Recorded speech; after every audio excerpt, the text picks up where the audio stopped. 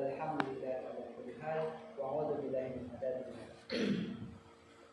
Pertama-tama dan paling utama harus kita puji serta syukur kehadirat Allah Subhanahu wa taala yang telah memberikan kita begitu banyak nikmat, antaranya nikmat iman, nikmat Islam, serta nikmat sehat walafiat, sehingga kita dapat berkumpul di majelis yang insyaallah Allah muliakan ini. Tak lupa sholawat serta salam kita panjatkan kepada Nabi Muhammad SAW yang telah menegakkan agama Islam dari zaman jahiliyah hingga zaman Islamiyah, dari zaman kejahatan hingga zaman terang benderang, sehingga kita dapat merasakan nikmatnya Islam hingga saat ini.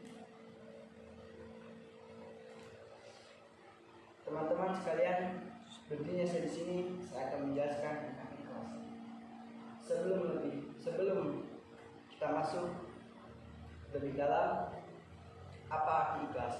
Menurut bahasa, ikhlas artinya bersih dari kotoran dan menjadikan sesuatu bersih dari kotoran. Sedangkan menurut istilah, ikhlas adalah berarti niat berharap ridho Allah SWT tanpa menyekutukannya dengan yang lain. Sebagaimana Rasulullah SAW bersabda, sesungguhnya Allah tidak menerima amal kecuali dilakukan dengan ikhlas dan mengharap ridho Allah SWT. Seseorang yang ikhlas ibarat orang yang sedang membersihkan beras dari kerikil-kerikil dan batu-batu kecil, sehingga beras yang dimasak menjadi nikmat ketika kita makan. Sedangkan jika beras itu masih kotor, ketika nasi dikunyah akan tergigit kerikil dan ada batu kecil. Demikianlah keikhlasan menyebabkan beramal menjadi nikmat, tidak membuat lelah dan segala pengorbanan tidak terasa berat. Sebaliknya, amal yang tidak didasari oleh keikhlasan, namun didasari dengan riya, akan menyebabkan amal tidak nikmat.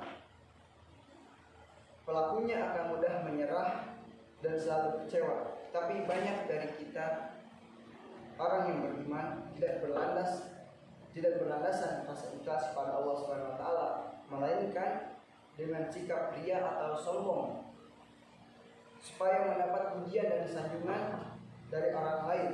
Hal inilah yang dapat menyebabkan ibadah kita tidak diterima oleh Allah Subhanahu wa taala. Rasulullah SAW bersabda, ikhlaskan dalam beragama, cukup bagimu amal yang sedikit. Jamaah rahmatullah, arti hadis tersebut artinya segala amalan perlu dengan dilandaskan keikhlasan di dalam diri kita agar amalan tersebut diterima oleh Allah Subhanahu wa taala. Dan jika amalan tersebut tidak didasari dengan keikhlasan, artinya amalan tersebut hanyalah memberatkan diri kita sendiri dan tidak mendapat apa-apa, dan tidak dilihat oleh Allah Subhanahu wa taala. Oleh karena itu, jemaah rahmatullah, perlunya amalan kita lakukan dengan keikhlasan agar kita mendapatkan pahala oleh Allah Subhanahu wa taala.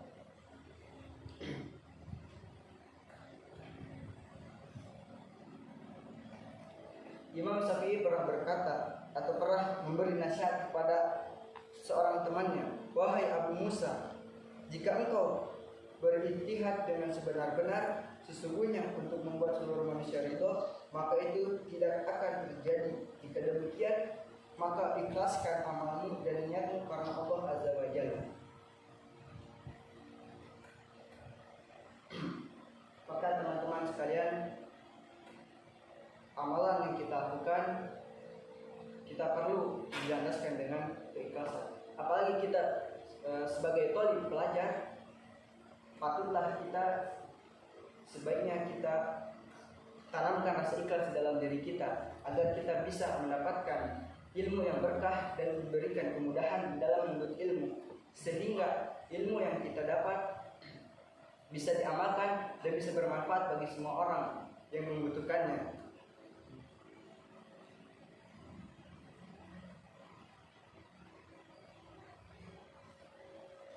dari banyak contoh hadis di atas menunjukkan bahwa ikhlas itu sangatlah penting bagi umat muslim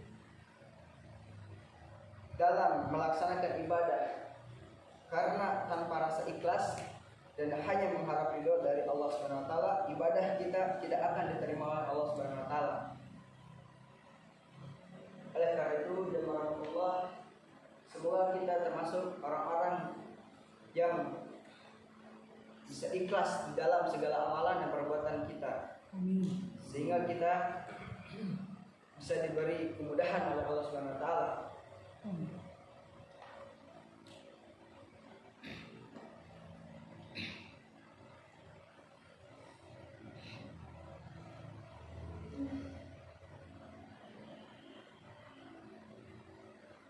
Jemaah Allah, Allah Subhanahu wa taala berfirman dalam Quran surat Al-An'am ayat 162 dan 163. Yang artinya, katakanlah Muhammad, sesungguhnya salatku, ibadahku, hidupku dan matiku hanyalah untuk Allah Subhanahu wa taala, Tuhan seluruh alam. Tidak ada sekutu baginya, dan demikian yang diperintahkan kepadaku, dan aku adalah orang yang pertama berserah diri atau muslim. Jadi artinya hidup kita, ibadah kita maupun amal-amalan kita, semua itu karena Allah Subhanahu wa taala.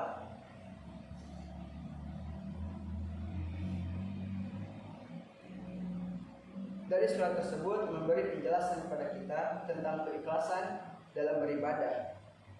Ayat tersebut juga merupakan salah satu bagian doa iftitah sholat yang sering dibaca orang untuk beribadah sholat.